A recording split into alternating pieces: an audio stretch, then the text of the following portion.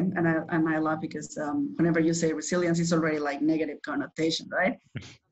So resilience basically talks about the ability to bounce back, right, from a difficult situation. So really resilience is, can you really get up your feet, get on your feet again after having gone through a really adverse situation in your personal or professional lives? That's what resilience means. How fast can you bounce back from something negative? How can you build that? I would say it's a combination of several things. And actually, this is one of those when the older you are, the more resilient you become, just by it's the nature of the beast. You have been exposed to probably a lot more negative situations than someone younger. But again, so it is the ability to bounce back really fast. I would say one thing that helps a lot with that is having a positive attitude, right?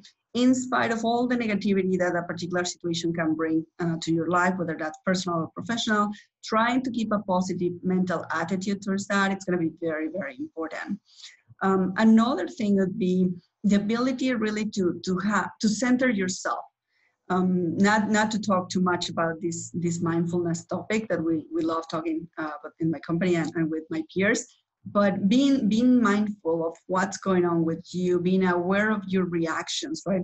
When something negative happens, just try to get in tune with yourself, right? It's very hard when you're in a negative situation to be aware of how am I reacting and consciously think about that, but try to make an effort, because in the sense, or as much as you get to know yourself and your reactions when you are facing something very negative, the next time it happens, you will be better prepared to cope with that and to also adjust those reactions that you are having.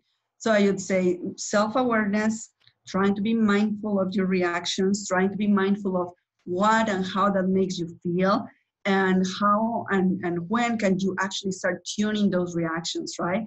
So to give you an example, if there's a negative situation and you're immediately feeling like, oh my God, this is terrible, I feel totally depressed, totally anxious, physically you're gonna feel bad, you're gonna feel defeated, you're gonna feel like your body is very heavy, and immediately you're gonna crunch your shoulders and you're gonna feel like the world is on my shoulders and it's so heavy, right? So if you're aware of that, try to step by step say, you know what, yeah, this is terrible, but this is going to make me stronger. So having a positive attitude, you know what, I'm not going to feel like that. I'm going to lift that weight from my shoulders. What is the positive thing or the positive outcome I can have from this? And the first thing you should think is there's a learning experience there. Okay, just try to switch it immediately to, yeah, this was a terrible challenge, or I'm in this terrible situation, but it's an opportunity for me for learning, and it's an opportunity for me to grow. Okay, because in as much as I can grow and learn from that experience, the next time I face something similar, then it will be easier. It will be much faster for you to recover.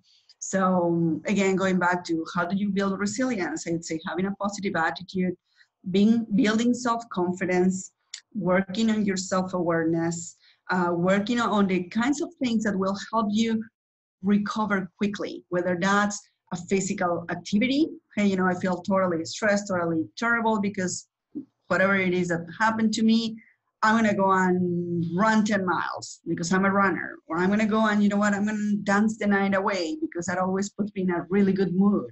Or I'm going to go and have a really good time with my family. And I'm going to make an effort to really enjoy being with my family, being present. So again, whatever it is that works for you, right, to recover faster from something negative, just be very mindful, very aware of that so that you can practice it more. And the other thing is, I would say you have a lot of opportunity to practice, right? Resilience. Oh my God, you can practice on daily, what I call micro challenges, right? You need to bounce back almost on a daily basis from things that happen to you. Think about it, I don't know, maybe you're a business development representative, right? In a high-tech company, and you have to make, I don't know, 60 calls a day to your prospects, and the first 20 calls all go terrible. You can't contact anyone. Well, maybe at that point, be self-aware of your reaction. This is terrible. You're feeling awful, and you have 40 more calls to go, and you don't know how those are going to go. Well, guess what? Maybe take a break, go walk around the building, come back, center on the fact that, you know, those 20 went pretty bad, but let's work on the next 10. let's work on the next 30, it will be better, right? I may change my tone of voice when I contact them. I may try a different tweak to the executives I need to reach out to, but having that positive attitude, being aware, and then taking a physical action to help you recover, right? To make you feel better, that will always help.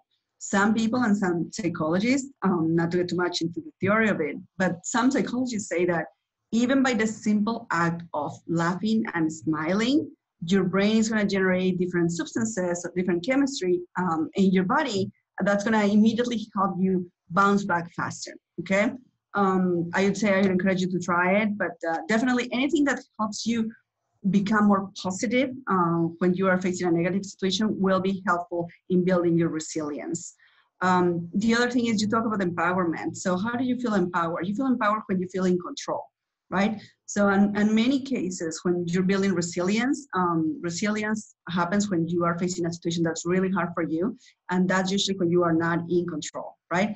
So when you talk about empowerment, I would say resilience helps you feel still empowered to control your reactions and the way that negative thing that happened can affect your life, right? So you feel empowered when you feel more self-confident that you can control your reactions to something negative that's happening, and that you feel like empowered that you will recover, and this is the way you're gonna act on, or the actions you're gonna take to recover much faster. So I think empowerment is very important, but it doesn't go along without being resilient and having those self-centered, self-awareness practices.